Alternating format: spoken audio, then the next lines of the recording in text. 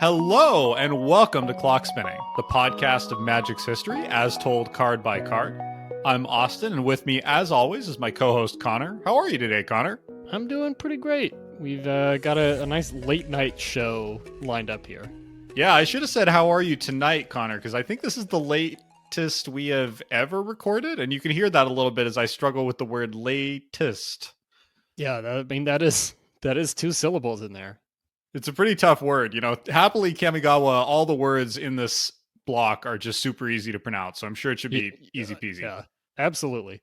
Well, as foreshadowed, today we are returning to our ongoing Champions of Kamigawa block review. Today, picking it up with the Betrayers of Kamigawa black cards. Yeah, we've got some interesting cards in store. A couple or maybe just one real bomb. Yeah, there's one true beggar in here, we promise. And a lot of very Kamigawa-ish cards. Yeah, and if you're new to the show, so Clock Spinning is a show where we review things card by card. One of our ongoing projects is to review the entire Champions of Kamigawa block and build a cube along the way. But really, the main point is to talk about the history of these cards, trivia, where they fit into competitive Magic, where they fit into EDH, Cube, etc. There are all kinds of fun trivia like that. And so we're, I think, almost exactly halfway through here with Betrayers of Kamigawa Black. So if you're interested in the whole thing, you could start over all the way back at Champions of Kamigawa White, or with Betrayers of Kamigawa White, or just dive in. It's fine. You'll enjoy hearing about some exciting, really bad cards. And if you are new, you can also follow along with a list of cards that'll be linked in the show notes, or you can go check out the YouTube video where we show an image of each card as we talk about it. Clockspinning.com for all of those links.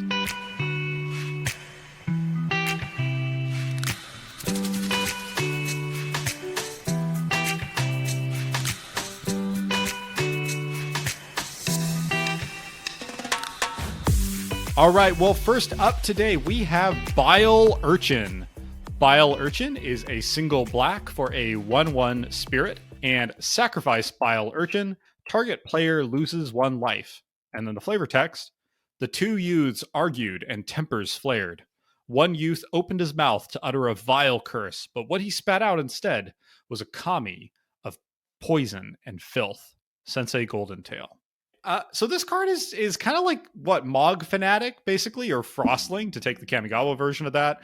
And the later on Death Cultist, who is exactly this card, but instead its target player loses 1 life and you gain 1 life, which, let's be honest, is kind of what this card probably should be. It feels really weird to me that this just loses a life. As far as like playability of this card, I'm not feeling it for our cube.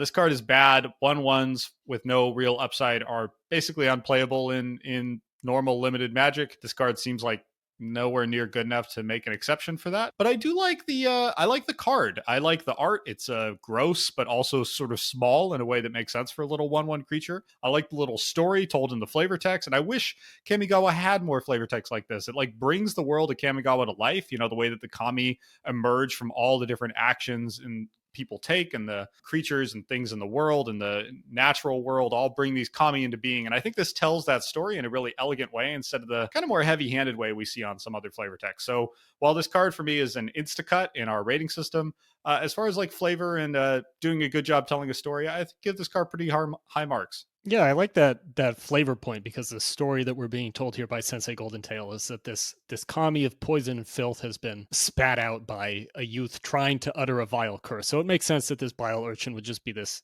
I guess, gross little lizard bug thing. Yeah, lizard bug, gross little lizard bug, dude.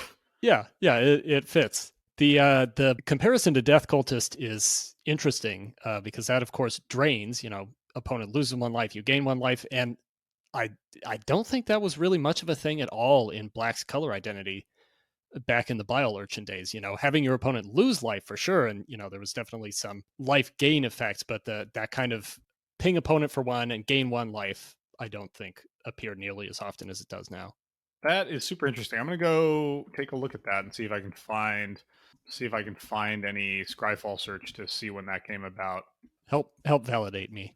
I think power level. Yeah, this is like basically a player targeting Frostling, which I think is a lot worse. He's not going to be having much impact on games, as cute as he is. So looking at the history of kind of drain effects in Magic, so that was still part of Black's color pie at this point in Magic. So it looks like the very first one was Ebony Charm from Mirage, which among other underwhelming modes can cause an opponent to lose 1 life and you gain 1 life. Some other notable examples: Subversion from the Urza's block. Of course, Tendrils of Agony from Scourge. And then in Kamigawa block, we actually have Death of 1,000 Stings, which is a funny ultra slow win condition from Saviors that drains for 1. Yeah, that's a fun one. Yeah. So it looks like this was part of Black's color pie at this point, although it's become much more common since then, which further makes me question, like, come on, this is a card that, to me, I read it and I actually assume that it's a drain effect until I read it carefully, just because it seems so natural that it would work that way. That's what Kamigawa does best is under delivering. That's right, doing just a little bit less than you would think. Yep. This card does have a smattering of EDH play. It appears in 450 decks, which I think is more than it deserves. One notable card it sees play with is Infernal Kirin, who's a Saviors of Kamigawa legend, who whenever you play a Spirit or Arcane spell, target player reveals his or her hand and discards all cards with that spell's mana value. So that's kind of cute with Bile Urchin, in that it's just a 1-drop Spirit that can steal all the 1-drops out of your opponent's hand, so you can take out their Soul Ring or their other kind of impactful early game 1-mana plays. So that's kind of cute. Yeah, that's something. Yeah. What about ratings, Connor? So we rate every card from Instacut all the way up to auto-include. If you're new to the rating system, just check out our Betrayers of Kamigawa review, and we have a little explanation at the start. So what do you rate this, Connor? I'm just an Instacut. I don't think this does enough to merit inclusion in the cube. Yeah, I don't think any new listeners need to worry about the nuances of our middle ratings, because this is just an easy Instacut. Yeah, alrighty. Okay, let's move on to one that might be a more challenging rating for both of us. This is Blessing of Leeches. 2B for an enchantment aura with flash, enchant creature. At the beginning of your upkeep, you lose 1 life, and you can pay 0 mana, yes, 0, to regenerate enchanted creature. So this is a really interesting and cool card that I think has some kind of special potential in Kamigawa in a few ways I think we'll get into, but is, I think, actually also just like pretty damn good in the environment that we're building with our cube. This protects against Rend Flesh and Rend Spirit, which are a couple of the, kind of mainstay black removal spells in Kamigawa. Protects against most other removal that we see in this block. Losing 1 life at the beginning of your upkeep, I really don't think is that much of a price to pay. Just like Bile Urchin is not having much impact by causing your opponent to lose 1 life, I don't think Blessing of Leeches hurts that much to keep around for a while. And on top of all that, it flashes in for some combat trickiness. So I think this is actually like really good. I'm right there with you. I think it's a super unique effect. I don't know if you mentioned this, but this is, I think, the only 0 cost regeneration like in Magic. Yeah, as far as I could tell, I think it's definitely unique among like regeneration auras, in having a completely free regeneration activation cost. Most auras cost a little bit of mana, or they make you sacrifice something else, or pay life, like do something. This is just completely free. You can regenerate your creature 100 times a turn. Which is worth noting in this environment, any environment, but especially this environment, is like really freaking obnoxious. Like there is not a lot of removal that this doesn't blank. Like the most important removal in the block is probably Rend Spirit and Rend Flesh, and then Glacial Ray. This completely blanks all those, and it renders irrelevant a large amount of the removal. Really, the only things that get around it are just a handful of exile effects in white and 1 in black, Befoul, and Call for Blood. Like, there's a pretty limited number of things that can walk around this. And so if you put this on an impactful creature, that creature's basically staying alive until you die to the life loss in your upkeep. Like, this is a really meaningful form of protection. And then you add Flash on top of it as like a combat trick, and like this almost acts like removal, right? It turns what should have been a trade into a not trade, and then it leaves the surviving creature way too hard to deal with. Like this is a pretty powerful effect. I guess EDH recognizes that because this appears in what to me was a pretty shockingly high number of decks on EDH Rec. It's in 6,000. Whoa, what? Wow. And as you mentioned, Bile Urchin is in like less than 500. Just a little comparison there. It makes me very happy to see that the top commanders based on like newness and percentage of decks that use the card are in order: Yargle and Moltani Mhm. from March of the Machine, Morin Fen, who we No way. who we had occasion to mention in our last episode, and Yargle. Just for anyone So- who doesn't know Morinfed, a super obscure Phyrexian legend from early Magic, who I'd never even heard of until we reviewed it in our early Phyrexians episode, last episode. Well, I think that the reason for Blessing of Leeches in there must be to contribute to the life loss, because Morinfen has a cumulative upkeep of losing 1 life. Just leaning all the way into it. Yeah, so I don't know That's if you're trying amazing. to do Death Shadow or like what you're working toward with all that life loss, but I guess Blessing of Leeches is getting you ever closer to death for whatever you're doing with Morinfen. And I also love that 2 of those top commanders are some form of Yargle. Yeah, it's either plain vanilla Yargle or Yargle and Boltani. That's awesome. Yep. Yeah, the other thing about this card is I think the art just almost all Rebecca Guay pieces are great, but this one I particularly like just because of the subtle horror of it. It reminds me a little bit of Hairstrung Kodo, another kind of horror themed Rebecca Guay piece from this block. And that both of them, if you just look at it from across the table, like as a little piece of cardboard where the art is the size of a postage stamp, it just looks like, oh yeah, there's like a pretty lady in a red dress in a swamp. That's kind of moody and cool. But then you pick it up and you look at it, and her cloak is like covered with, and perhaps even made of in some form, like leeches and her blood. And it becomes really horrific. And I like that that pairing of Rebecca Guay's like very kind of wispy, ethereal, romantic art style with this really horrific subject matter. I think that's just an incredibly strong piece of art. You know what it reminds me of is Ron Spencer. Oh no. Right? Like all the bugs.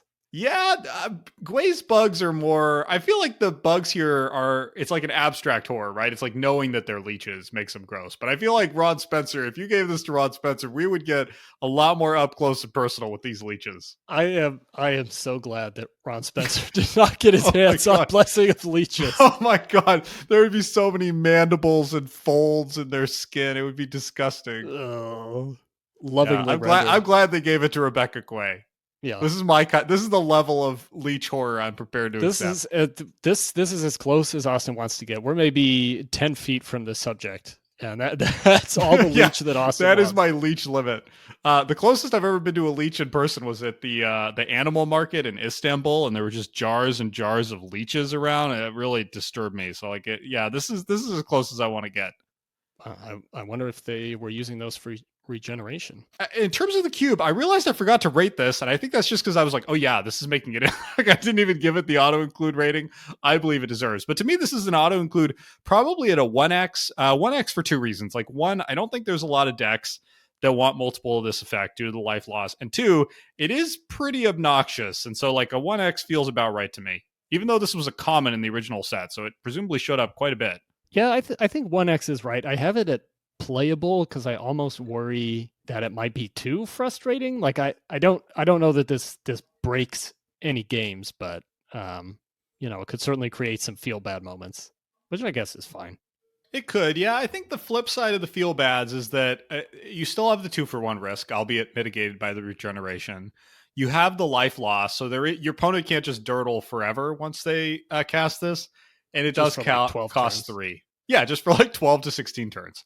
Yeah, I can be persuaded auto includes a little hard, or going a little hard. I can go down to a playable. Yeah, I mean, I doubt we'll actually cut it, but give ourselves the option, I guess. All right, playable 1x. Cool card. This is one of my favorite cards in this whole episode, just because it's such a unique effect. It's a good one, and this isn't even the bomb that we were foreshadowing. That's right. There's even better cards coming, listener. It gets even better. Better than leeches. But first, we got to talk about Call for Blood. Call for Blood is 4 and a B for an instant arcane. As an additional cost to cast this spell, sacrifice a creature. Target creature gets -X until end of turn, where X is the sacrificed creature's power. Oh man, this is a big yikes, right? This is like Bone Shards, but for 4 more mana, and you must sacrifice a creature of roughly equal quality in order to get the kill. So it's like 2-for-1 removal that costs more than most 1-for-1 removal costs, and it's conditional, and it requires you to give away something good. Like, this card it's kind of laughably bad. I just can't believe how bad this is. But Austin, it's arcane. That's true. Yeah, although the 5 mana means splicing onto it would be kind of a challenge too. Oh, and it's an instant. Can't say that about bone shards. Yeah, that's one of like two things this has going for it. One of the few things you can't say about bone shards. This is just really, really bad, even by Kamigawa standards of removal. Like, obviously horrible compared to bone shards. It's bad even compared to something like Pull Under, which is a removal spell from Champions we looked at that's 6 mana to give a creature -5/-5. Like, even playing that feels better than Call for Blood. At least I'm not giving up one of my own creatures that's like as strong as the thing I'm trying to get rid of. Yeah, this thing is I don't know. It's hard to see. I honestly flirted with including one in the cube because I almost like it as this weird like punishment for not prioritizing removal in the draft, right? It's like, oh, you did get removal, but it's Call for Blood. I don't know. There's something about how bad it is that I almost find appealing because it's not. It's like really bad. I don't think it's like so utterly bad that you wouldn't play it if you didn't have any other removal, right? Like I think you'd still grudgingly stick one in the deck. I think I would, and then like I would almost never play it, and then when I finally did, when my back was really up against the wall, I would just feel awful. Yeah, but if you have to use this to kill a Maloku or something, you're gonna do it, right? Yeah. Is that the standard we're using? No, no, you're right. It's probably not the standard. To me, this feels like one of those cards where, something happened in development where they just needed to tune the cost. They were like, okay, this is too cheap at whatever it was, 2 mana or 3 mana, and they were out of time. So they just tacked on a ton of mana just to avoid any risk of it being too good and limited. Like, I can't see any reason, any rational way you end up at 5 here. I feel like this probably wants to be in this environment like 3 mana. 2 mana might be too good, right? Like, but like this cost just feels totally ridiculous.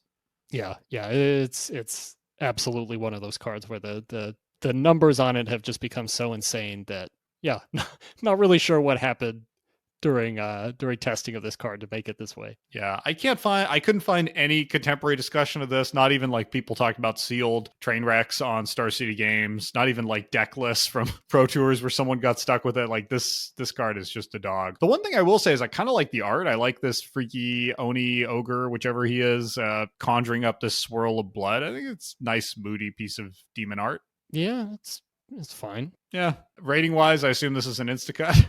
Yeah. All right, easy insta-cut. Let's keep moving. Okay. Let's keep moving to Crawling Filth. 5B for a 2/2 spirit with fear and Soul Shift 5. And if you're not familiar with Soul Shift, it is when this dies, you can return target spirit card with converted mana cost 5 or less, whatever the Soul Shift value is, from your graveyard to your hand. So this is a 6 mana 2/2. Oh, Kamigawa. I mean, speaking of insane numbers on cards and insane costs, like what happened to Crawling Filth? Like, who's getting that much value out of Soul Shift that they're paying 6 mana for a 2/2 fear? It's honestly kind of baffling because in Champions of Kamigawa, for example, we get 100 Talon Kami, which is a 5 mana 2/3 flyer. With Soul Shift 4, we get Scuttling Death, which is a 5 mana 4/2 with the relevant activated ability. At Soul Shift 5, aka mana value 6, we get Kami of Lunacy, which is a 4/1 flyer. We get Kami of the Palace Fields, which is a 3/2 flying for striker, and we get Night Soul Kami, which is a Crawworm, a 6/4. So, like, I don't know what happened to Phil Connor. Like, I feel like if this was a 3/2 or like a 2/4, just something, just tack any additional bit of value onto this, and I think I could maybe justify it. I don't think it would ever be an exceptional card, but it would be barely defensible. But like a 2/2 for 6 is it's just not acceptable. And I mean, it can't be that the Soul Shift by itself is that valuable. There's a 1-drop in Saviors called Promised Kanushi. It's just 1 green mana for a 1/1 human, actually, that has Soul Shift 7. So I just don't understand where the mana cost is coming from here. It almost makes me feel like they were a little afraid of fear, and giving fear to something that's too big or that's too easy to get out early in the game. But then there's other cards that we've already looked at in Champions, I think, that either give fear or have fear that don't seem to have any of that hesitation on them. So yeah, I just have no idea what's happening with this. Yeah, it's confusing. I mean, it's valid for them to worry about fear. Fear is, as we've talked about, like polarized kind of problematic mechanic that's either too good or not good at all. But when I just look at some of the other stuff that got soul chefed, like the ones I mentioned earlier, and now I'm just continuing to look like Gibbering Kami from Champions, 4-mana 2/2 flyer. Like that's not that far off this thing. I don't think Fear versus Flying is worth 2 extra mana. It kind of sounded like you said soul shaft there, and I think oh dear, that's pretty accurate for. Yeah, I think we got soul shafted on this thing. Yeah. The other thing is the art on this is like they managed to really like personify and embody the concept of crawling filth, because this art is like super, super disgusting. There's lots of crawling. There's lots of barfing filth into a filthy swamp. Like it's all kind of pustules and organic-y, insecty growtiness. So I guess the art is a win, quote unquote. It really is filth on filth. I kind of like it. What do you like it or you admire it? Because I can admire it, but I can't say I like it. No, I kind of like it. It's almost like a grosser, more insectoid, like spirited away spirit, and it's kind of hear me out, kind of this mass of like limbs and appendages, like barfing this nasty stuff out like No Face. I mean, it's basically No Face. 4 times grosser. I mean, I admire it on a technical level. I think it like I never heard of Martina Pilcharova before, but she absolutely nailed the brief here. I think it's a really well done piece, and she's actually looking into her. She's done some other really iconic cards like Hornet Queen, the original Gilded Lotus. She's done some really great art. So I props to her for this. It's not something I'd hang on my wall though. I actually came across one of these in a box. I've been hauling out the equivalent of my old shoe boxes of commons and uncommons to finally like index and archive all of them. And I'm holding a crawling filth in my hand right now, just admiring it. Is that enough to bump your rating above an Instacut, Connor? Definitely not. I can hold this one that I have in my hand and cut the one we're discussing from the cube. Sounds good. All right, let's move on to one of the cycles in the set, the lobotomy cycle. We're going to talk about Eradicate. Eradicate is 2 BB for a sorcery. Exile target non-black creature. Search its controller's graveyard, hand, and library for all cards with the same name as that creature and exile them. Then that player shuffles. I'm pretty high on this. I mean, this strikes me as some seriously premium removal. 4 mana, exile in black, with like an actually pretty real upside against any creatures we happen to include in multiples, like our feared Kitsune Blademaster. Like, wow, this card strikes me as some really solid removal with a really meaningful upside that's not too punishing, right? It doesn't take them, it's not like the echoing cycle where it removes them from the battlefield. It just removes them from hand, graveyard, and library. But it allows you to permanently deal with a serious threat. So I quite like this thing. I'm pretty high on it. I am not a huge fan of Eradicate. So this is the third card in a cycle that we've seen in white and blue so far called the Lobotomy cycle. The white and blue cards were Scour and Quash, which are great names, but not great cards, I don't think. I think Eradicate is better than the others in that it, deals with creatures instead of just instants and sorceries or just enchantments. But I feel like in our environment specifically, it's often either going to be kind of an inefficient removal, being a 4-mana sorcery, and one that's completely useless in a black versus black matchup. And then when it is more efficient, I feel like it does kind of create a feel bad moment. We don't have that many duplicates in the cube. I mean, like overall, there's a large number of duplicates, but there aren't that many copies of 4 cards. And I don't love the idea of like punishing players who choose to draft multiples of the same card, unless that same card is Kitsune Blademaster, who I've kind of developed a grudge against. I'm less worried about that. Like for a start, I feel like the most a player realistically is going to pick up of a single card is like 2, maybe 3. I don't know. I don't think it's unreasonable to, occasionally cause someone to lose. I mean, the worst case scenario is you have 1 on board and 1 in hand, and that's a 2 for 1 for 4, and that feels quite bad. But that's not the end of the world either. Like, I don't see this really setting up, actual like 3 for 1 nightmare scenarios most of the time, or maybe any more than 1 or 2% of the time. And I feel like 1 to 2% of the time, like I don't hate that. Like I kind of like those epic blowout moments. Those are the things you walk away from the table remembering. I have it as an Instacut right now, but that's probably too far, so maybe I can be talked into one or two of these. Let you ponder that for a second longer, because there's a specific interaction I really want to talk about. I found a beautiful 2005 deck on Star City Games called Eradicate This, which is such a great 2005 Magic deck name. So Eradicate This was a deck built around the realization that if you target your animate and then target your opponent's lands with this, you can create the actual true ultimate feel-bad moments for this. And so the way that this deck originally did this, which works in our cube, is with the Genju. So if you're not familiar, we're going to talk about one in just a second, but the Genju are 1 mana auras that animate specific types of basic lands. And so if you throw a Genju on this, on one of your opponent's lands, and then eradicate it, you can remove all of their basics of a certain type from their deck. Even more relevant, Soil Shaper. So Soil Shaper is a creature with a Spirit Craft trigger, meaning one of these whenever you cast an instant or arcane spell triggers. And Soil Shaper, whenever you cast an instant or arcane spell, animates target land, not target land you control, target land. And so with Soil Shaper plus Eradicate, you can start just machine gunning down all of your opponent's basics and remove all of the lands from their deck.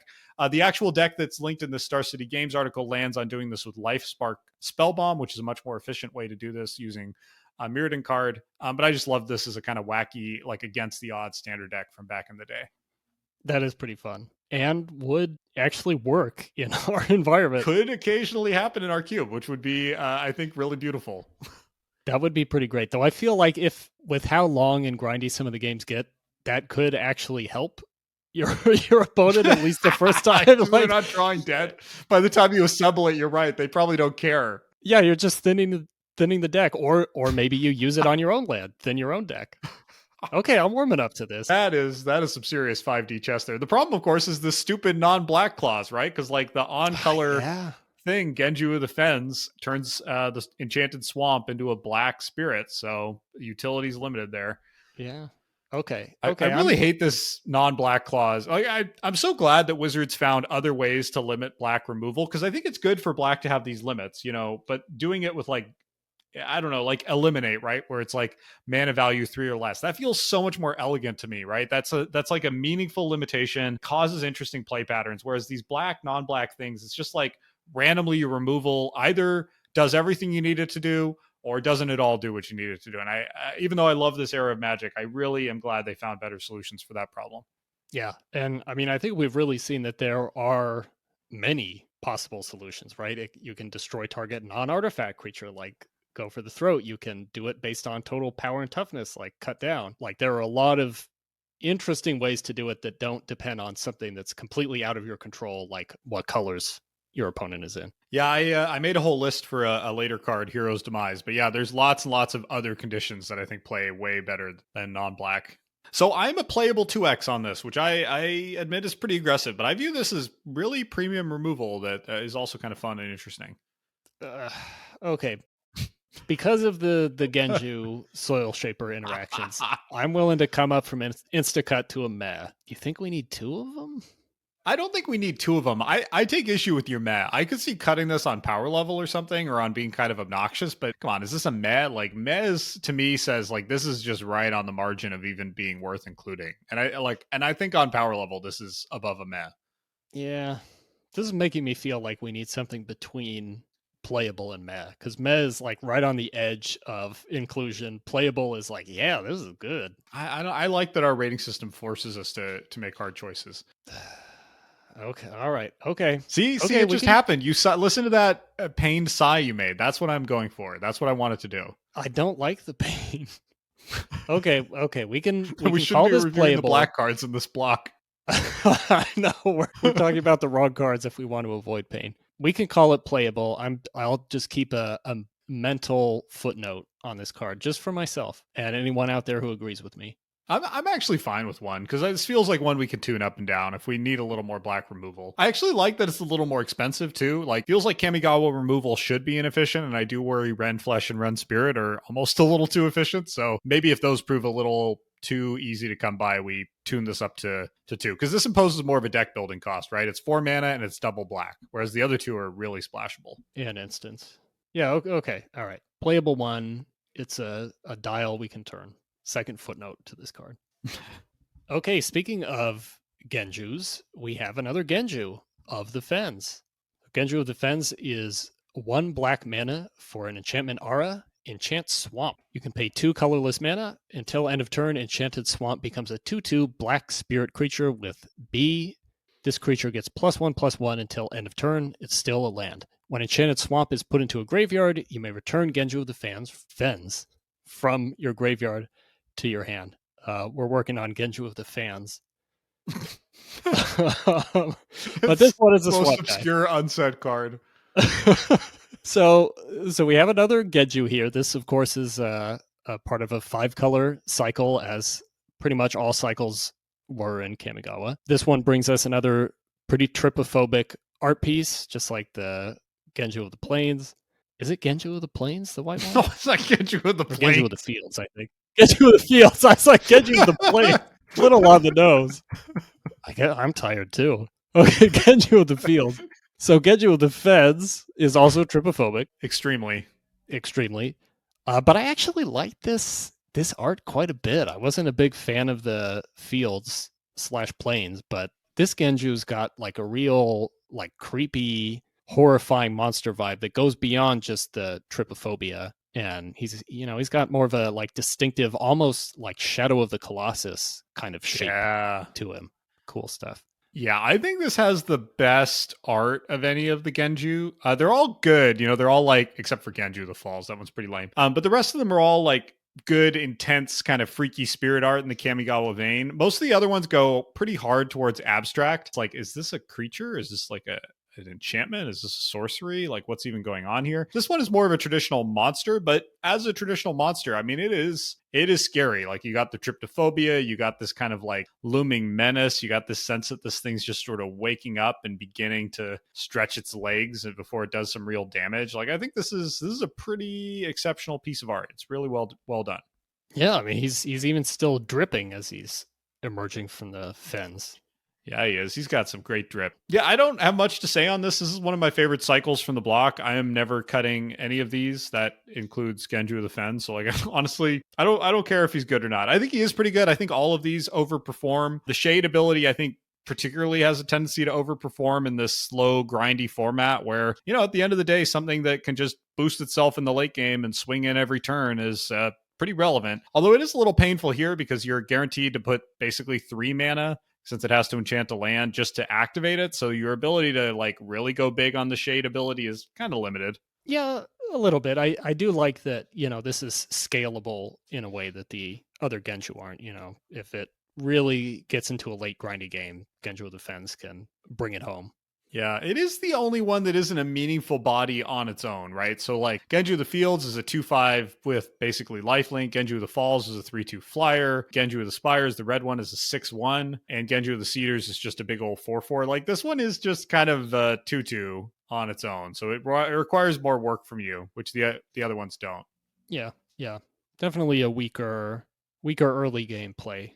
Still, rating wise, I think I'm gonna auto include on this. Like, I love this whole cycle. I don't want to cut any of them, but I think it's just a 1x. We don't need multiples of this effect. Yeah, that works for me. All right, let's talk about a pretty iconic card, Goryo's Vengeance. Goryo's Vengeance is 1 and a B for an instant arcane. Return target legendary creature card from your graveyard to the battlefield. That creature gains haste. Exile it at the beginning of the next end step, and then splice onto arcane for 2 and a B.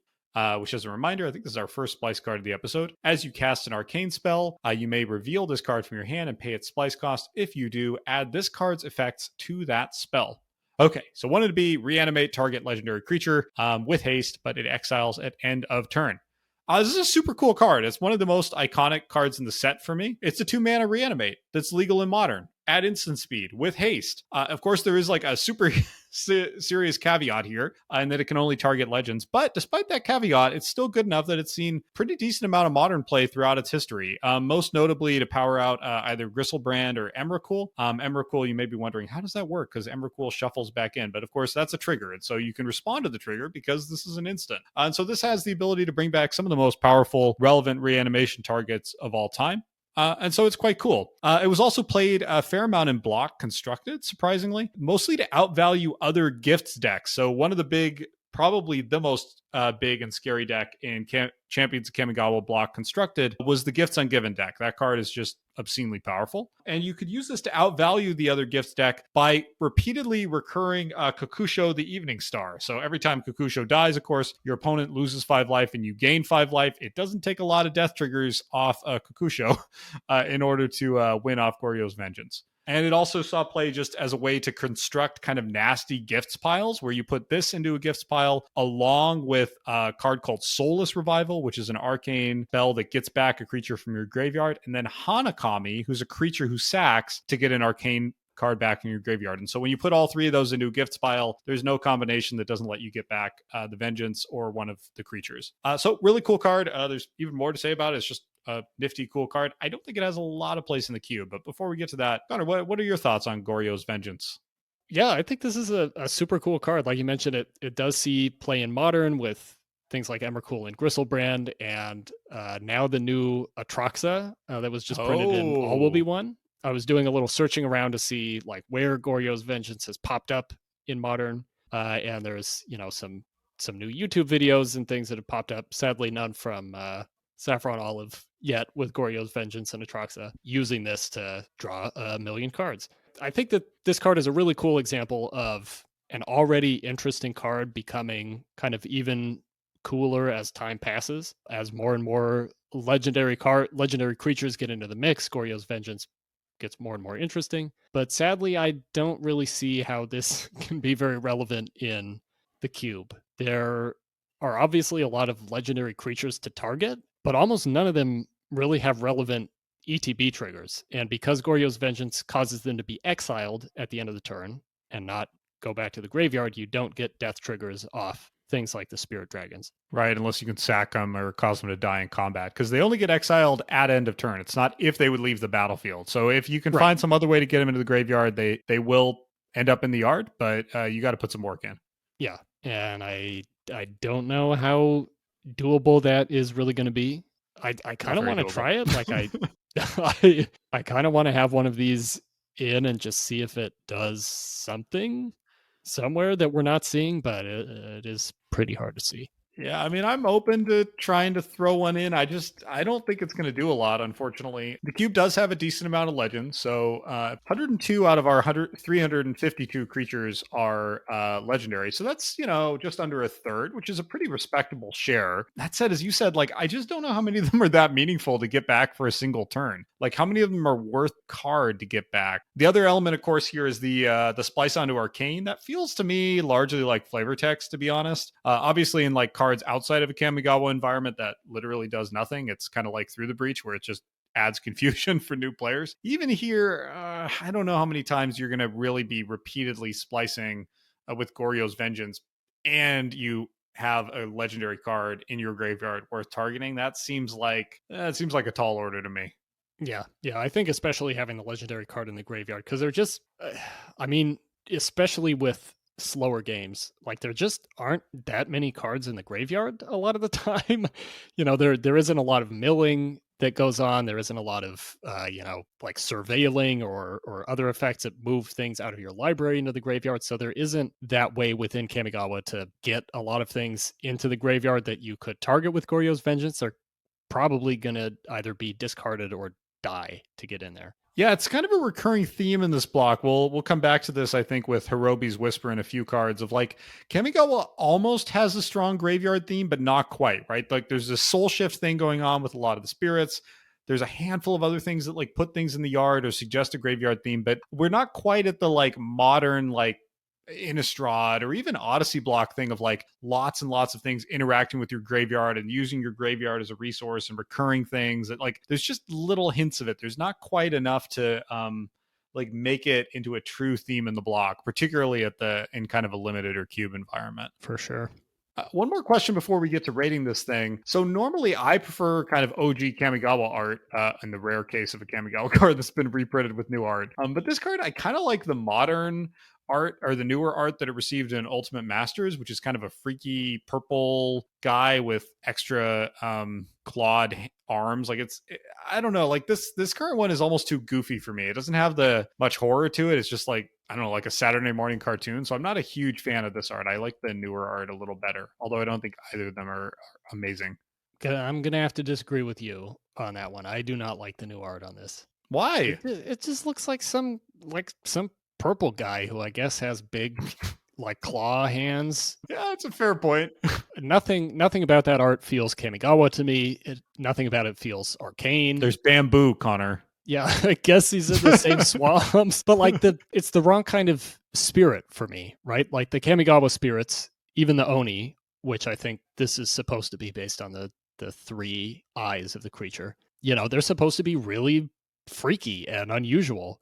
And the spirit in the new Goryo's Vengeance is like basically just a translucent human. That's not interesting to me. All right, I'm somewhat persuaded by that. The other thing I'll say in the original Goryo's Vengeance art is that it gets across this idea of like a sort of temporary rush. It's clear that this thing is going all out, attacking, and also may not be around for long. So, And all it's right. coming at you.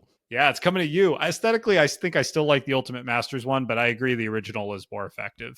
All right, I'll take that. All right, what's your rating on this? I have it at a meh 1x. I mean, definitely no more than one copy of this, but I do just kind of want to see if maybe there's some potential there. Yeah, I have it as an Instacut. I'm fine with meh or like maybe a build around. I don't know that anyone's going to bother. I feel like if this is a build around, you would need two. Hold on. I'm scrolling through the rest of the cards we have to talk about today, and I'm seeing more mez and playables than I was expecting. So maybe we Yeah, the playables are coming up. Thanks for anyone who stuck with us. The good cards are coming. Now that we're coming up on the halfway point of reviewing these cards, it may be time to crack down a little bit, cut the things that just won't do anything. All right. Instacut. Instacut. That's a sad one. Let's move on. Okay, let's move on to a card that also sometimes won't do anything. Hero's Demise. 1B for an instant. Destroy target legendary creature. And I'll read the great flavor text. What will it say on our graves, Lord Konda? Will it say we led our world to conquer immortal forces, or that we were crushed by our own arrogance? At each defeat, I wonder. Sensei Hisoka, letter to Lord Konda. Banging flavor text. The card, I think, is a little complicated.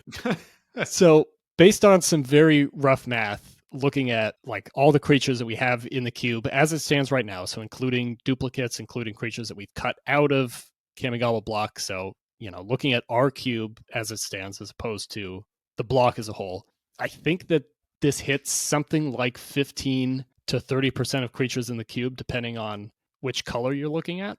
Oof. So that's not great, but the rate on this is so much more efficient than every other removal spell in Kamigawa that I kind of think that this is maybe worth trying. Oh man, I went back and forth on this a bunch. I had it as a meh. I've had it as an Instacut. I keep vacillating. I think that hit rate is pretty bad. It's pretty low. It's pretty low, but I guess it does hit not all, but many of the things you care about most, notably the Spirit Dragons, right? Although they are getting destroyed, so you're still getting hit with the Death Trigger. It hits Moloku. It hits a lot of the like biggest, most dangerous cards in the cube. So that is good. That said, I think there's a lot of games where you won't have any target. Like this is just going to sit and rot in your hand. It's amazing that it has this 2 mana efficiency. That's kind of unheard of in Kamigawa, but it's going to be a lot of just straight up misses for this thing. It's just going to cost you a card. This really does highlight, again, I promise I'll stop harping on like the efficiency of modern removal compared to these cards, but you compare this to something like Infernal Grasp, which just kills anything at a cost of 2 life. And this looks pretty rough. Maybe this is a red flag for myself. Like this is maybe an interesting sideboard card. Yeah, like your opponent's got a dragon and you just want one extra bit of gas against it. Yeah, or if they're like if they've put together a samurai deck or they're running Moloku or something, maybe you have Hero's Demise in your sideboard and you're happy to bring that in for game 2.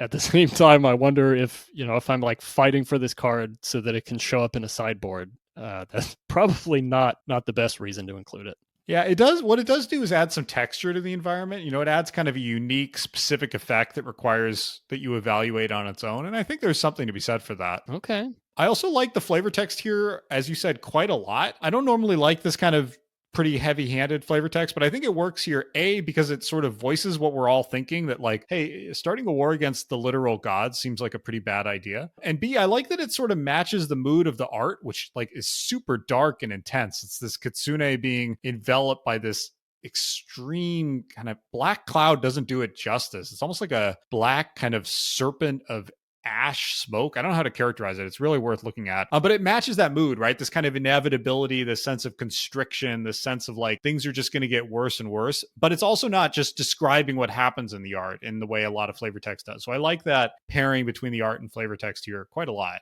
Yeah, I kind of wonder if that's supposed to be Sensei Golden Tail. I wondered that too, in which case it makes me sad. I know. He's the only legendary kitsune, as far as I could tell, that dual wields. So I think it's him. That's too bad. Yeah, it is too bad.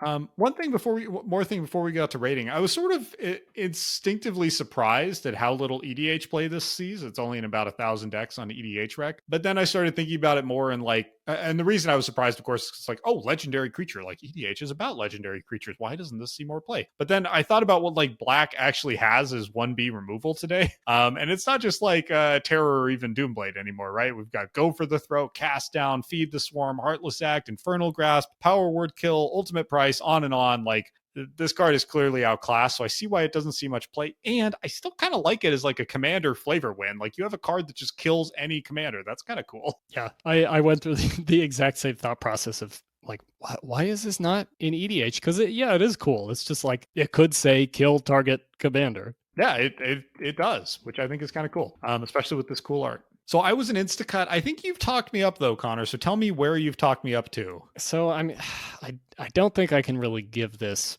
more than a meh, especially if we're thinking of it as a sideboard, maybe board kind of card. Then no more than one. I can live with meh 1x here. All right, let's talk about our first flip card of the episode. Hired Muscle is 1BB for a human warrior, 2/2. Whenever you cast a spirit or arcane spell, you may put a key counter on it. And at the beginning of the end step, if there are 2 or more key counters on Hired Muscle, you may flip it. And it flips into Scarmaker, a legendary spirit, 4/4. Remove a key counter from Scarmaker. Target creature gains fear until end of turn. Okay, so 1BB 2/2 gets a key counter whenever you spirit craft. 2 or more, you can flip it at the end of any turn into a 4/4 fear-giving spirit. I don't know. I think this is pretty cool. All of these key counter cards I find a little bit tough to evaluate. Spiritcraft is one of those things when you read it. Spiritcraft is the kind of colloquial name for this whenever you play a spirit or arcane spell thing. When you read that, it sounds, oh yeah, I do that all the time. This is Kamigawa. It's about spirits. I must do that all the time. But in play, it's actually a little bit harder to get Spiritcraft triggers than you would think. And of course, the pre-flip state of this is pretty bad. It's a 1BB 2/2. It doesn't get a whole lot worse for 1BB than just a straight up 2/2 with no meaningful abilities. But the backside here is like very meaningful, right? It's like a 4/4, which in Kamigawa is a chunky boy. 4/4 means this guy trades with or kills 324 out of the 352 creatures in our cube. So 92% of the cube dies in combat to this thing. So just on its own, I'm kind of into it. Like a 3 mana that can become a 4/4. I'm into that. And then you add the fear and like, this guy's a beater. This thing is ends game. So I don't know. I'm kind of high on the Hired Muscle / Scarmaker.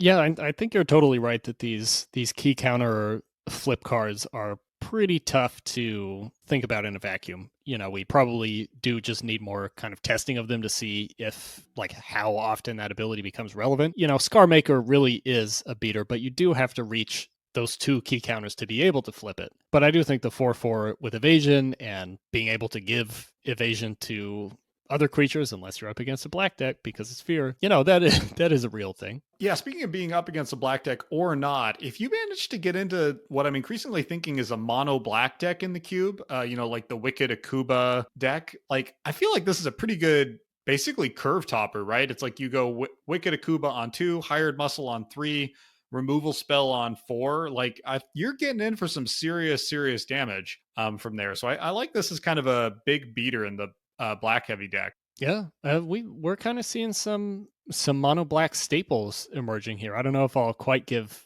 Hired Muscle that honor, but Genju defends another solid part of that deck if that's a thing that's coming together. So yeah, and I think we've seen that deck. Like in playtesting, we've seen the kind of really black heavy, kind of somewhere between aggro and mid range, right? Like it's not a bunch of 1 and 2 drops like the white deck occasionally can be, but it's like it's a bunch of 2s and 3s, and it just presents a clock that your opponent might struggle to deal with in a dirtly format like this. One little complaint about this guy, someone named Jay Wolps on Gatherer notes that this card is called Hired Muscle, but its type is Human Warrior, and that it should be a mercenary. And like Jay Wolps is totally right. Like this is literally Hired Muscle. Of all cards, this should be a mercenary. the card name is basically a description of a card type it should be. Yeah, that's totally right. Yeah. Rating wise, I have this at a meh 2x. I'm meh because I'm just not bought in that these key counter cards quite get there. But I'm 2x because I feel like this can sort of help create a deck by existing in a little higher quantity. Like it helps create this kind of mid top end for a black aggro deck. Yeah, I had it at playable 1x, but I kind of like meh 2x better. So we have, I think, 2 copies of the blue key counter flip card in which like basically flips into a like soft counter on a stick. So yeah, I kind of like the idea of pushing this a little bit more, but with a rating that is less certain than playable. All right, that sounds good to me. And one other thing that's occurring to me just as you're talking about that is we didn't really talk a lot about the fear thing and the removing a key counter, but I like the way this guy plays with other creatures is interesting, right? Because it's not just that he can get himself through for 4 damage. It's that as a 4/4, he might be able to crash in on his own and then help some 2/2 like Thief of Hope get in for those final points of damage. So I like the way this potentially powers up your whole team for like a final alpha strike. Yeah, this does have a lot more finisher potential than, at least based on the ability, than the other 2 cards in this cycle we've looked at so far. Like it can actually punch through and end the game. So before we finish up with Hired Muscle Scarmaker, I gotta ask, what do you think of Scarmaker's art? I don't care about the Hired Muscle side. That's just some guy. But what about Scarmaker? What about Scarmaker? Boy. Well, so I guess we should try to describe it. So these flip cards, for anyone who hasn't seen one, it's worth looking them up. They are not transform cards, which is what you might be picturing. They're not 2 faces to this card. There's just one face with a picture in the middle, a tiny, tiny picture that has 2 individual pictures within it, which can be a little bit awkward. So as you said, the Hired Muscle is just like a guy. It's just like he kind of looks like a bad guy in like a beat 'em up, like a Ninja Gaiden game. He looks like someone you kill in a Ninja Gaiden game by the dozen. Yeah, just like an unnamed enemy. Yeah. And then he flips into, I don't know how to describe it. Kind of like I can't think of a better way to describe it than basically like what a cut rate evil voodoo bad guy would look like, maybe also in a Ninja Gaiden game. Like he's just like a big muscly dumb guy with a red X on his face. I don't mind him, but I'm not impressed by it either. I'm kind of in love with him. I love this Scarmaker. He's giving like so strong swole? He's giving strong cryptid energy to me. Like Scarmaker looks like sort of an artist's rendition of like a cryptid I would have read about on Wikipedia in like 2007. Or like an SCP. He's like an SCP project guy. Yeah. I see it. He's not super clearly defined. Maybe he's walking out of the mist because he lives in the Himalayas. Or maybe he is just these 2 giant arms and a red voodoo face. Right. I mean, he's got teeth and stuff. Yeah, he's got teeth. I don't mean to sell him short. Yeah, you just don't know. He's a mystery. So he's got these sloth claws. All right. Yeah, I'm kind of into it. Okay, that's all. You don't have to come around on the art. I mean, I don't mind the art. I just find it doesn't do a lot for me either way. All right. Well, let's move on to another card that I think will have some legs in mono black. Horobi's Whisper, 1 BB for an instant arcane. If you control a swamp, destroy target non-black creature, and you can splice onto arcane by exiling 4 cards in your graveyard. So I got to start by saying that it's so much harder to evaluate this kind of conditional removal, and really this is like double conditional removal, because you need to control a swamp, and you can only target a non-black creature. But that second condition, especially destroying target non-black creature, was like so much more common on black removal spells back in this time. Almost ubiquitous, as we're seeing. Yeah. And we've already kind of been over and over today, so I won't get too much into it, but it's frustrating here and makes it a little bit hard to evaluate. But I think that the controlling a swamp is not going to be really a condition at all for this card. Like, we don't have that much non-swamp mana fixing that's going to enable someone to play Horobi's Whisper. If you're running this, you're almost always going to have a swamp, though the double designated is also kind of a problem. I have complicated feelings about this card. I do too. There's just a lot to evaluate, right? There's like a lot of bells and whistles going on here. I'm with you that if you control a swamp here is like whatever. I assume that's there so that you can't. Okay, I think I just realized. I think that's there so you can't run this in a non-black deck, right? Because you could theoretically put this in like a right, because you can splice it. Splice it with no mana cost. So I get why it's there, but if we just take as read that you're probably in a black deck, yeah, it's totally a fair and reasonable, or you can kind of ignore that text, I guess. I don't even know how to talk about the playability, so let me go to the art and then we can come back to playability. I love this art. This is one of my favorite pieces of art in the block, and the thing I like about it, there's a couple things. One is that it's extremely technically well rendered. So the art, if you're not looking at it, is a dying person laying on the ground with their chest exposed and their rib cage sort of visible through their skin in a way that's pretty ambiguous. It's not clear if their skin is translucent or their skin is gone, or, we're just seeing inside them. It's hard to tell. And they're surrounded by these tiny, creeping little pink translucent spirits that are obviously part of whatever mischief is killing this person. And what I like about it is it's technically well rendered. The colors are super interesting. It's all like greens and blues and pinks. It's subtly horrific in a way that fits really well with the name. Like, this isn't like a doom blade. This isn't like somebody being struck down by some gross act, like intense act of magic. It's a whisper. It's a subtle sort of killing, and I think that comes through really well in the art here. I think this is just a grade A piece. Yeah, and it looks like you can see their soul or something kind of coming out of their chest. Yeah, and there's a lot of ambiguity here, right? Like, what is going on exactly? It's hard to tell. The splice cost is interesting and tough to evaluate here. Like, remove 4 cards in your graveyard. My initial instinct was, oh gosh, is this too powerful? Is it going to be too easy to do that? I don't think so. As we talked about with a couple other cards, it's not easy to just dump cards in your graveyard in this format. So I think realistically, you're splicing this once. Maybe very occasionally you splice this twice and you give yourself a huge pat on the back. I don't think it's oppressive by any means. I don't think it's worrisome. It's not like a dismember kind of effect where you don't really need to do anything to enable hard removal. If you manage to splice this a couple times or even just once, you deserve it. Yeah, you put in the work. So what does all that work out to? I don't know. It's still complicated. I have this at playable 1x because even as a 3 mana spell, it's pretty decent removal by Kamigawa standards, and the splicing is a nice upside, but at the same time, it can't just, do nothing. But you could also say that about Ren Spirit and Ren Flesh, which are kind of the banner 3 mana removal spells that black has, which can't just do nothing if you don't have the right thing to target. I like a playable, and I like a 1x, I think. One thing I like about this is it's harder for other colors to move in on. One of the problems for the black drafter is that Ren Spirit and Ren Flesh are so good that basically everybody should try to pick them up and splash into black for it, and that's not true of Horobi's Whisper. This really demands you commit. Yeah, I like that. Playable 1x? Yeah, that sounds like a good starting point. All right, let's go to an actually iconic card, a card that probably most of you have heard of. Ink Eyes, Servant of Oni. Ink Eyes, Servant of Oni is 4 BB for a 5/4 legendary rat ninja with ninjutsu 3 BB. Whenever Ink Eyes deals combat damage to a player, you may put target creature card from that player's graveyard onto the battlefield under your control. And 1B, regenerate Ink Eyes. Whew. All right.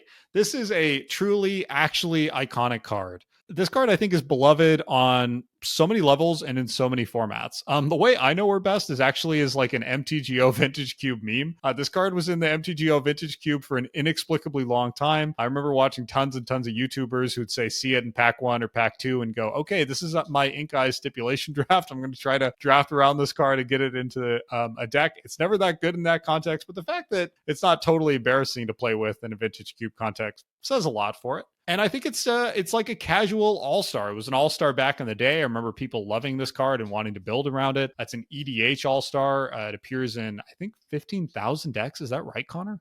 Yeah, well, interestingly, it appears in 15,000 decks. Amazingly, she only commands 150. Yeah, let's focus on the 15,000, though.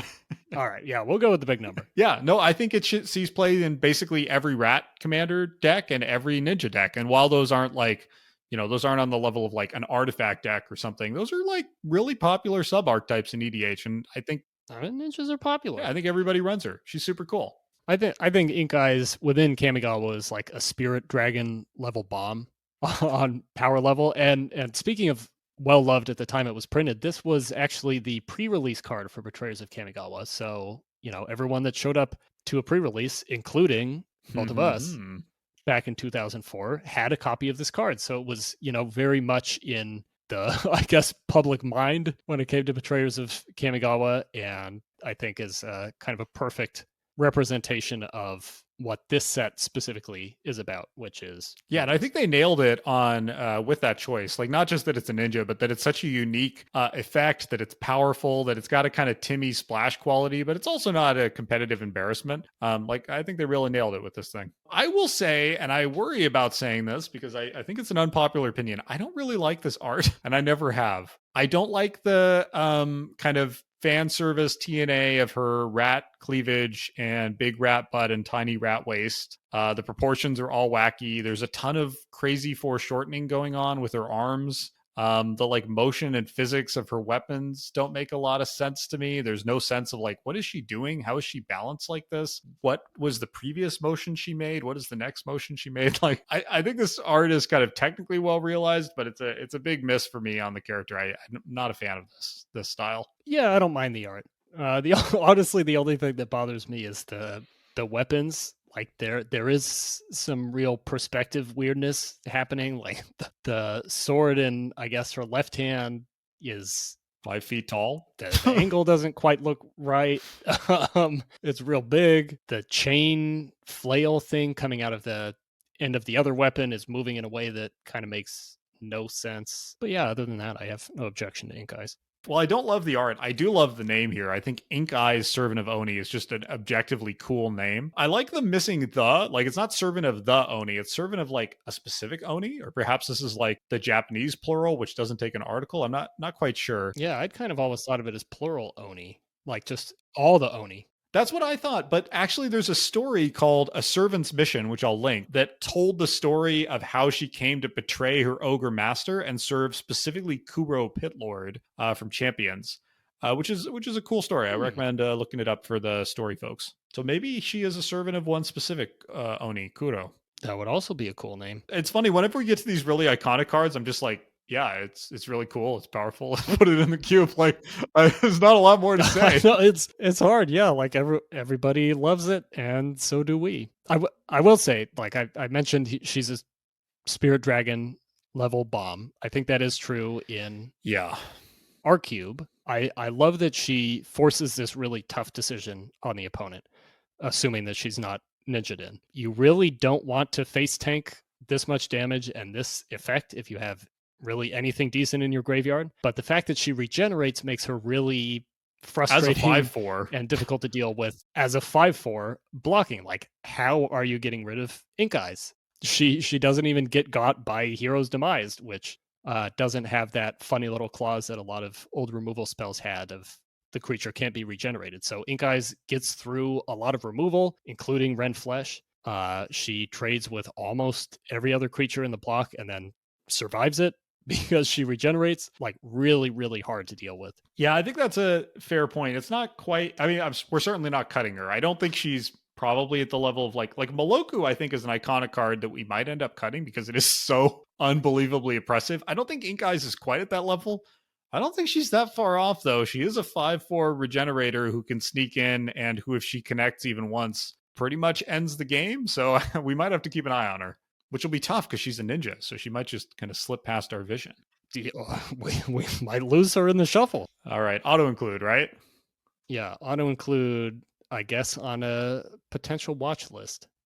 Okay. We've got another legend coming up, this time on the spirit side. Kyoki, Sanity's Eclipse. Another amazing name. 4BB for a 6/4 legendary demon spirit. Whenever you cast a spirit or arcane spell, target opponent exiles a card from their hand. And then the flavor text says, Kyoki, Eater of Minds, Corrupter of Thoughts, Bringer of Madness, Lord of Fear, return by our blood and walk again. Ogre chant. Little on the nose, but also kind of cool, I guess. So I feel like Kyoki, unlike Ink Eyes, is probably bringing a little, too late. This exile a card Spirit Craft trigger, I think most of the time is just not going to matter that much when you're on turn 6 or later. Yeah, well, it's later, right? Because you're not triggering presumably the turn you plan. Right. Yeah, you're not going to trigger the same turn, and this isn't even, you don't even get to choose what you're exiling. Your opponent just chooses what to exile when you trigger this effect. So you're not even, getting like a duress style effect out of Kyoki. Your opponent is just choosing to exile probably a land if they have anything in their hand at this point. That's exactly what I was going to say. They're probably holding a land and a spell, and they exile the land. Right. They've got a land and a 1,000 Talon Strike or 100 Talon Strike, and I don't think the effect is really doing much of anything. So I guess that just leaves him as a craw worm. Yeah, well, I think one thing is I feel bad for Kyoki coming after Ink Eyes. Like, same casting cost, 4 BB. That is tough. It's a tough act to follow, and I don't think Kyoki manages to stick the landing.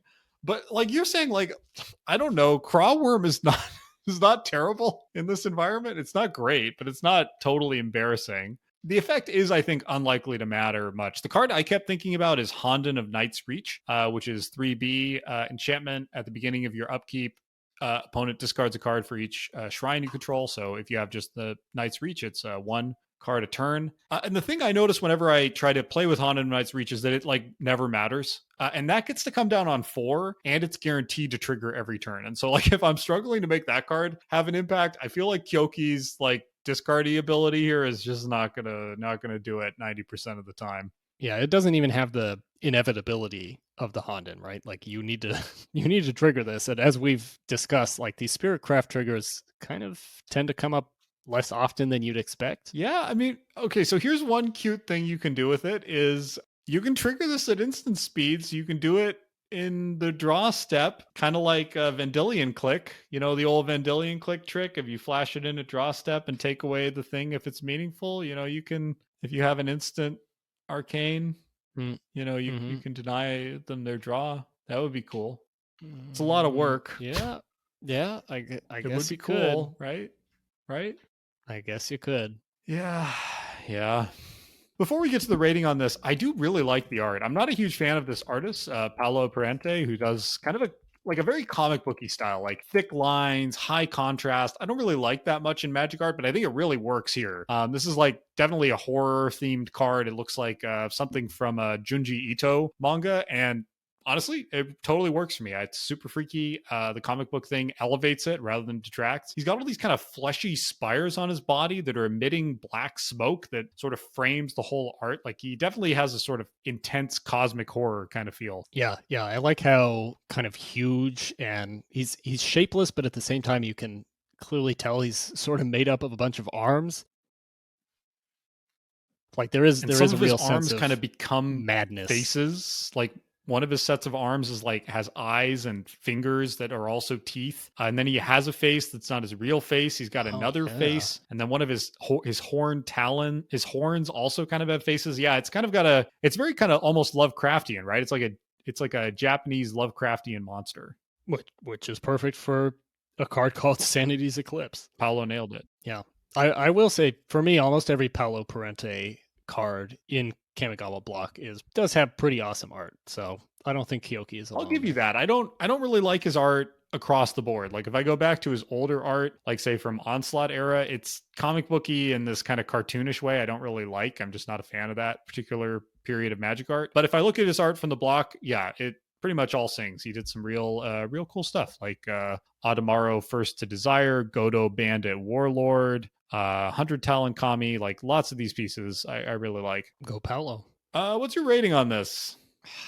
I have him at meh 1x, but I almost wonder if he even deserves to be in, because I think he usually just ends up being a craw worm. And I mean, that's fine, but it's just so unexciting. Yeah, I struggled with this one too. So I think one thing we're a little better off on, like we talked about in blue or in some of the other colors, like how much room do we really have for like 6 drops, say 6+ drops? Black is not quite as overly congested in that slot. Like we just cut Crawling Filth. Obviously, we're keeping Ink Eyes, and we've kept Kokusho. Like, we've only got 4 or 5. There's only 5 total black 6-drops. So if we cut Crawling Filth, this leaves us with 4. And I'm kind of okay maybe keeping Kyoki in as the worst of the 4. Maybe he gets cut eventually, but I think he can squeak by at a meh. Yeah. No? Okay. Okay, I can live with that. We'll keep him in, at least on the strength of the art for now. Okay. All right. Meh 1X for now. Okay, we talked about an Oni. Now let's talk about the Mark of the Oni. Mark of the Oni is 2 and a B for an enchantment aura. Enchant creature. You control enchanted creature. At the beginning of the end step, if you control no demons, sacrifice Mark of the Oni. And then the flavor text. As more Oni walked Kamigawa, more darkness infested its inhabitants' souls. The history of Kamigawa. So this card is super interesting as one of only 2 black control magic effects in the entire game. The other one is Enslave from originally from Planar Chaos, which is a whole set that's about messing with the color pie. You know, apart from that set, which is specifically about messing with the color pie, this is it. This is the only thing black spell in the entire game that lets you take control of an opponent's creature. That was interesting to me because I guess I sort of intellectually knew that, but I never really thought about that. And if you just think like thematically, you step back from the mechanics of the color pie, stealing opponent's creatures sounds like kind of a black effect, right? Like black is all about betrayal and evil and doing kind of morally questionable things for your own advancement. So it's interesting that Wizards has barely even flirted with doing this effect. That setting that aside, like this card, I don't know, I think it's just terrible, right? Like I really want the demon thing to be like a thing in our cube. It's not a thing. There are only 8 out of 124 black cards in our cube are demons. Many of those are bad cards that we just haven't cut yet. I don't think there's a level at which we could distort the cube that would result in Mark of the Oni ever making it into a deck, let alone being cast and having a lasting impact on the game, which is sad because this is a really unique effect and I want it to be here. I just don't see it. I ran this in my main deck in, I think, the last test draft that we did and got pretty seriously burned by it in every game but one, where I held it and I held it and I held it and then finally managed to get it out the turn after I played Seizen, who's like my favorite demon, this big legendary creature that forces a bunch of card draw and life loss. But at that point, like if I played Seizen and he's sticking on the board, like the game's probably just about over, and I don't need the Mark of the Oni to clinch it. Either if you have the demon, this is probably just win more. If you don't, this is basically do nothing. Yeah, I think that's such a good point because like this card does have the ability to make an impact, but as you're saying, like if you control a demon for multiple turns, most of the demons are good enough that you probably don't need Mark of the Oni. It bums me out a little bit because this is a fun card. Like this sees some marginal amount of EDH play in like demon tribal decks. I assume it must have seen a ton of play in like 60 card casual decks back in the day. I hope it did because it's a cool, unique effect. It's not good enough for a cube. I think the numbers just don't work. Yeah. One final weird observation about like Kamigawa as a whole here is like this is a pretty strong theme in black throughout this set, and yet I just don't feel like the set is designed to support it. Like there are tons and tons of black cards, not tons. There's a decent number of black cards that care about this controlling demons or controlling ogres, but there's just not enough density for it to work. Yeah, it is this weird, like very, very spare sub theme running through black where there just isn't quite enough to make it. You know, a lot of the quote unquote payoffs of having a demon ogre synergy are to just not have the painful drawback of whatever the card is. The upside is to not have the downside. There's no real like benefit that you get. There's no real like actual upside that you get to having the synergy. It's just avoiding the downside and getting like, guess, a fine card out of it. Yeah, I feel like this card, maybe for example, if you couldn't cast it or sacrificed when you play it, if you don't control a demon, so it forces having a demon initially, but then it just sticks around. I think this card would be a lot more interesting. It'd still be bad, but I think it'd be less susceptible to these brutal blowouts. Yeah. All right, I'm just an Instacut on this thing. Yep, let's blow it out of the cube. All right, we've got another 1-drop coming up here. Nezumi Shadow-Watcher. 1 black mana for a 1/1 rat warrior. You can sacrifice Nezumi Shadow-Watcher to destroy target ninja. And then the flavor text says, the Okiba gang. Night cursed thieves and assassins. I've had enough of their meddling. Triple the guard. Maronar. So a little rat politics going on there. But boy, this makes Bile Urchin look meta. Sacrifice to destroy target ninja is pretty. Talk about conditional removal. This is pretty rough. Yeah, this is an incredibly specific card. It makes me wonder, like, why does this card exist? You know what I mean? Like, it doesn't really feel like it's satisfying a particularly important story beat. It doesn't feel like the ninjas, to me, were so good that they needed a tool to deal with them in limited, let alone constructed. Like, I don't know. It's just hard to imagine this card has ever really done anything anywhere. Yeah. Yeah. It is a weird one. It's almost like a, it's been a very long time since I played Yu-Gi-Oh in any meaningful way, but it feels like an almost Yu-Gi-Oh like it does feel like one of those early Yu-Gi-Oh cards. Yeah, just super specific. This isn't quite getting to the point of like naming the one card that this interacts with, but it's pretty specific. Considering how few ninjas there are in this block, it's not far off from that. It could almost list the like 16 valid targets. Right. I'm not sure there's even that many. There are 8. Yeah, you're right. I'm sorry. 8 ninjas in the block. So this could literally just list all 8 ninjas, which would be pretty funny. Yeah, they'd all fit on there. But then we'd lose this this fascinating flavor text. Yeah, I kind of like the flavor text. It made me go look up the Okiba gang, and I was like, oh my god, the Okiba gang survived into Neon Dynasty. Like, I think I knew that, right, because of Okiba gang, Reckoner and stuff, but I hadn't really internalized it. And then when I saw that, it made me smile to think through all the changes Kamigawa has gone through. Apparently, this gang survived, which must cause Maronar great consternation.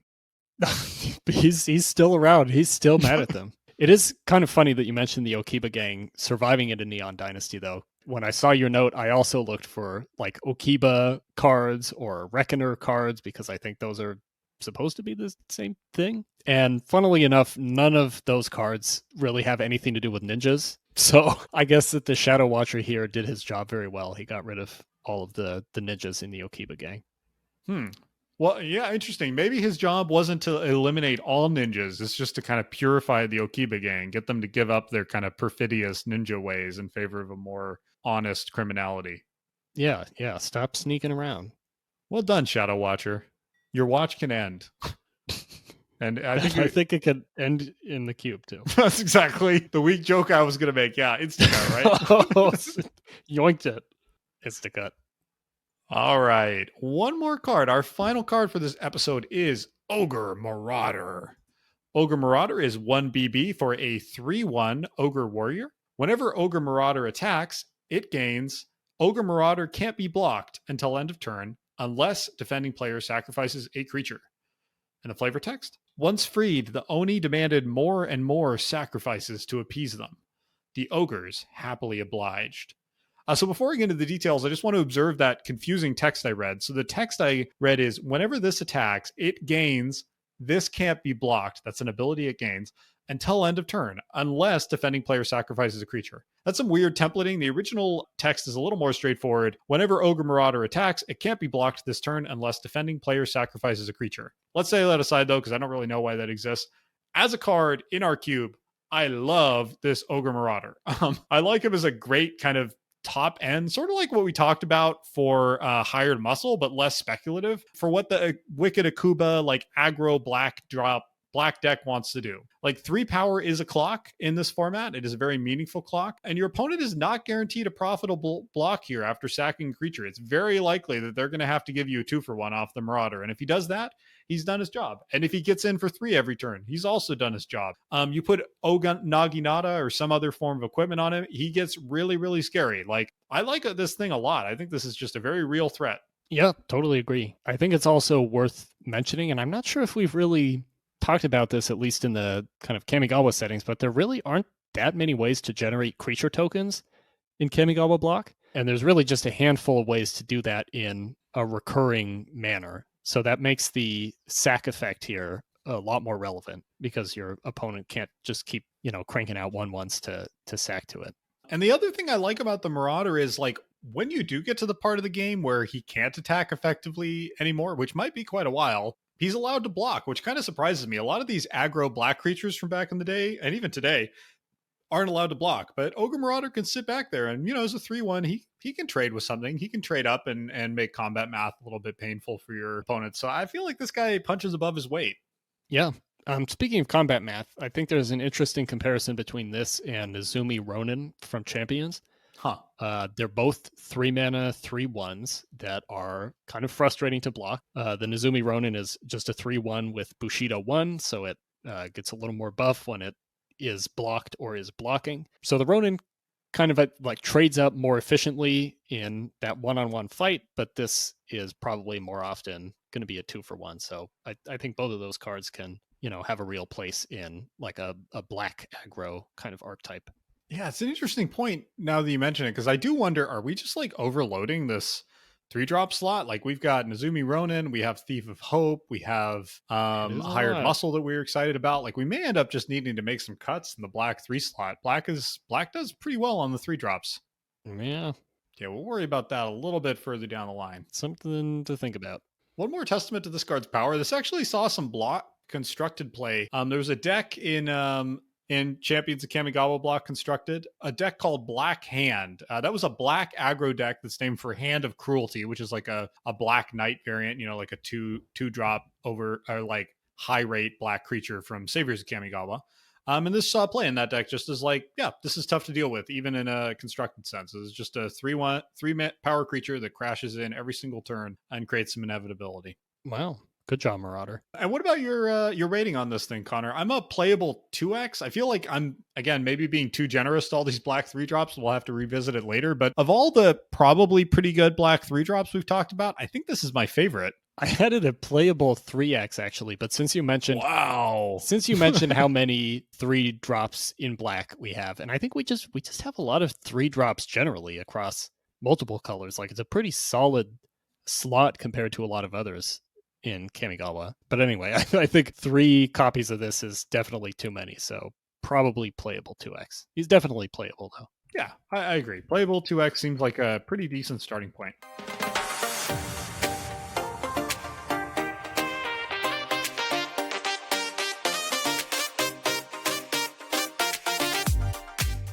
All right, and that is it for today's episode. Thank you all for listening.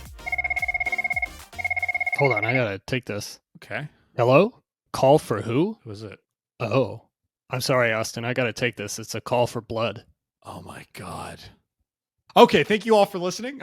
Please follow the show on YouTube or your favorite podcast app. It helps a lot. We try to release every 2 weeks or so, but it can be a little bit intermittent here and there. And if you like the show and if you made it this far, I think you probably did, right? Please share it with a friend, post it in a Discord channel, text it to somebody, comment on YouTube or Reddit. It really means a lot to us. We really care about these topics, and we hope you do too. And if you have thoughts or feedback on any of the cards or memories we shared, just comment, email, let us know.